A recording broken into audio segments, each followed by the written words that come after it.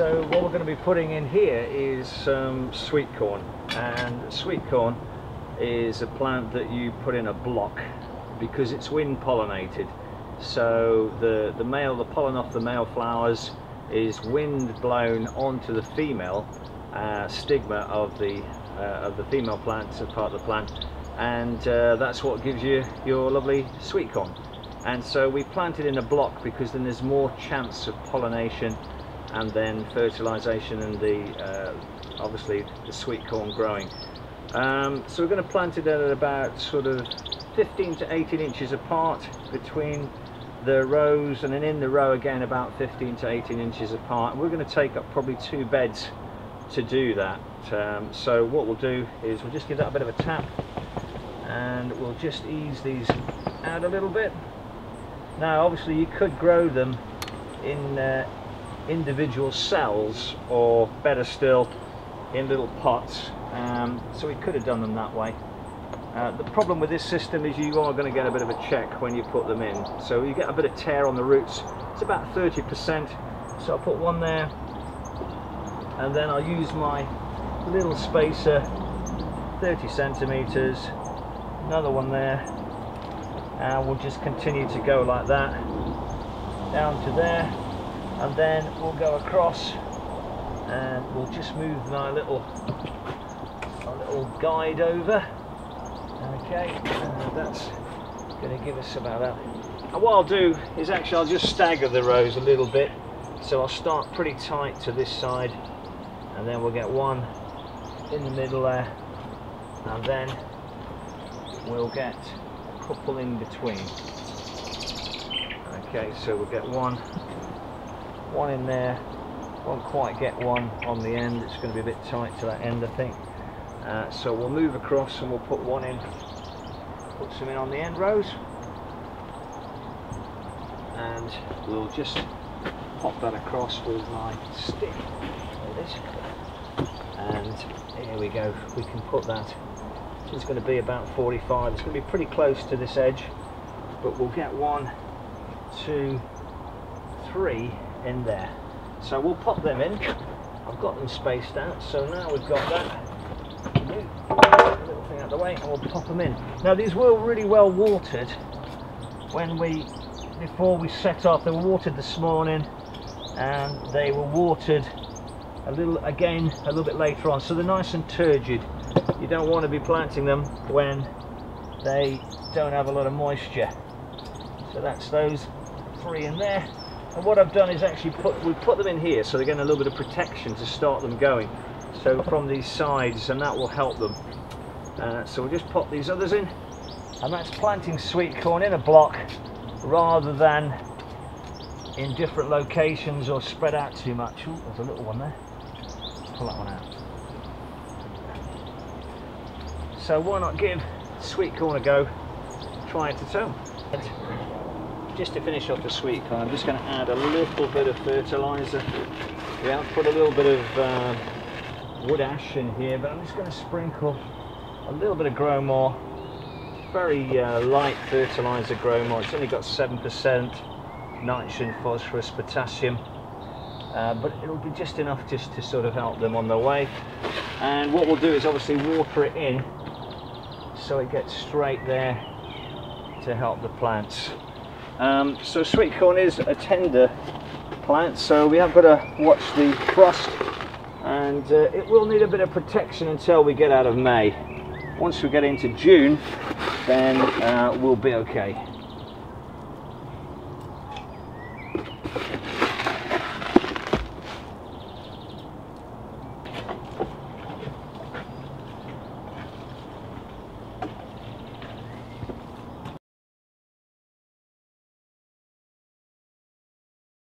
Quick look at the purple sprouting broccoli, the broccoli. The seedlings of the purple sprouting broccoli come up, so there's a little bit of thinning to do there. So we need to thin out, and I need to record when I'm going to thin them out. Just moving on to some French beans. They're beginning to settle in. Bit of a check, could have done with a bit more hardening off, but they are growing, and they could do with some kind of framework to climb up. I suspect some hazel twigs would probably be enough for these French beans. Looking at the sweet corn, the seed corn is established really well. That's really getting away, and there's fertilizer there, so we're okay on the sweet corn. Asparagus is early days. We grew that from seed, and so there's some asparagus plants, but we've just got to leave that, let it establish. And we've intersown with some carrots, which you can't see. There is a couple of rows of carrots and there's a row of parsnips just to get some more root crops. It's a nice sandy area. The spuds up here are looking fine. They could do with an earthing up. Just looking around onto the onions, yeah, they're growing fine. Just a slight dressing of fertilizer, just keeping them ticking over. Don't need them a lot. And then just looking down here, we've got some cabbage, which I've just put in. I've just transplanted them. They're looking fine. And again, a little bit of fertilizer. They take a lot of nitrogen, remember. Big green leaves, so they're doing fine. The courgettes, yeah, they're already beginning to form some fruit on the courgettes, as you can see. And we'll just have to keep an eye on the watering of the courgettes. Another row of potatoes, and they're doing fine, just need an earthing up. Potatoes have been earthed up and they're looking well.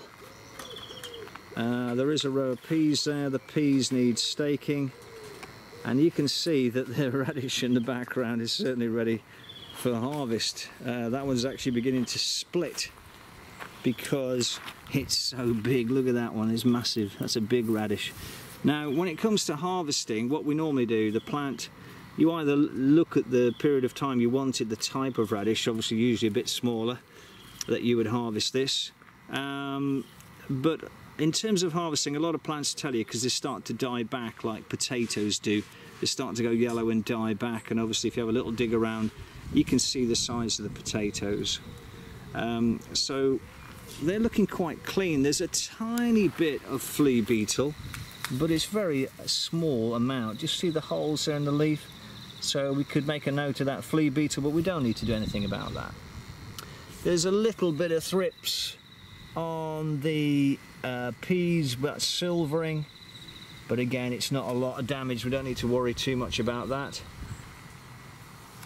Beetroot, which was really tiny plants when we put them in, that's really doing well and growing very, very well, and yeah, looking quite healthy, the beetroot.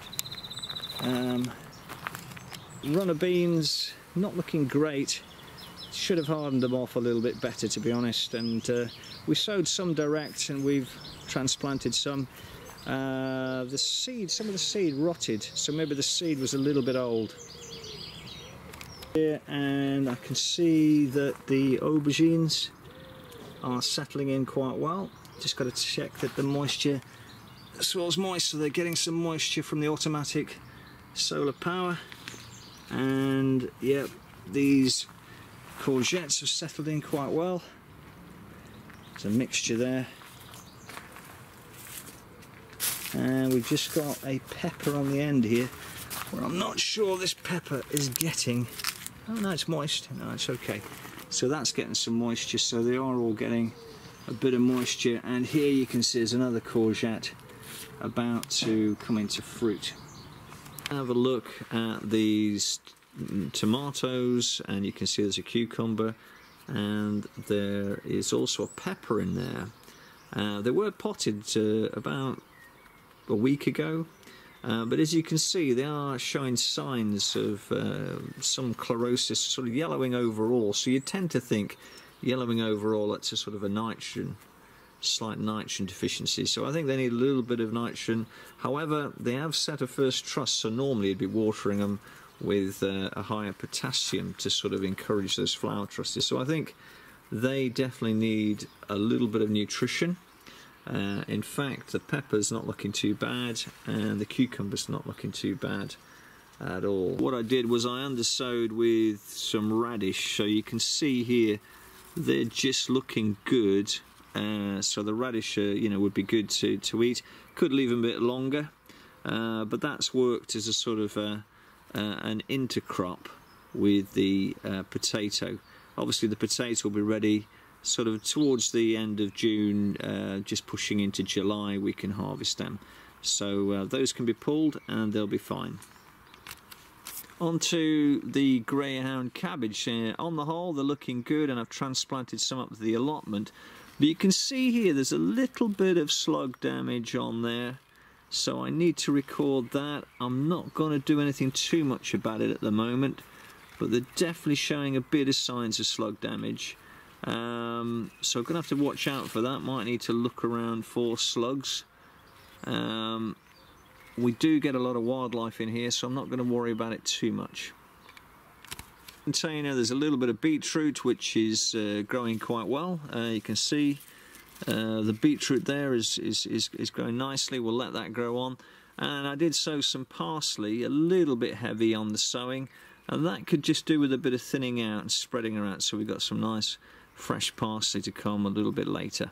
You can see the potatoes in the containers, so really what I've been doing with those, we've top dressed them, we've earthed them up a couple of times, and really they just need to, as they come into the sort of marble stage, as they will be beginning to flower in the next couple of weeks, we've got to make sure we water them, and that's going to be the key things with the potatoes.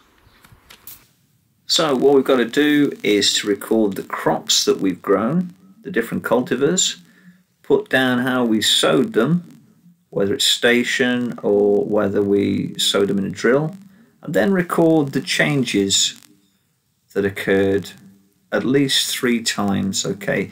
And if you did things like earthing up, fertilizing, staking, harvesting, just record all those in the box.